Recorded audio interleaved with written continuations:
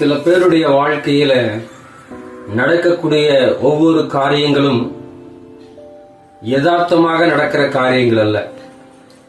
சகலமும் தேவனுடைய திட்டத்தின்படி, தீர்மானத்தின்படி நடக்கிறதான காரியங்கள்.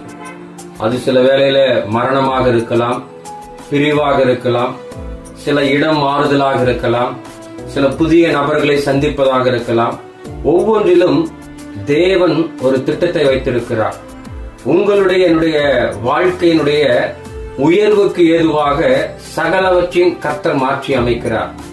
எபிரேய தாயிடத்திலே வளருவதற்கு சில காலம், எகிப்து அரண்மனையிலே வாழ்வதற்கு சில காலம், மீண்டுமாக ஆடுகளை மேய்த்துக் கொண்டிருப்பதற்கு சில காலம் என்று சொல்லி ஒவ்வொரு இடங்களிலும் மோசேயை கர்த்தர் உருவாக்கி பக்குவப்படுத்தி பல லட்சக்கணக்கான ஜனங்களை வழிநடத்துகிற ஒரு உயர்வை, ஒரு ஆசீர்வாதத்தை கொடுக்கிறார்.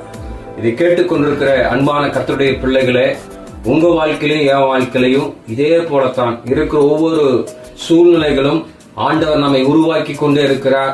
ஒரு பெரிய உயர்வுக்கு நேராக, ஆசீர்வாதத்துக்கு நேராக உங்களை என்னை நடத்தி கொண்டிருக்கிறார். ஆகவே எதை குறித்து கலங்க வேண்டாம். தொடர்ந்து ஒவ்வொரு சூழ்நிலையிலும் தாண்டி சென்று கொண்டே இருப்போம்.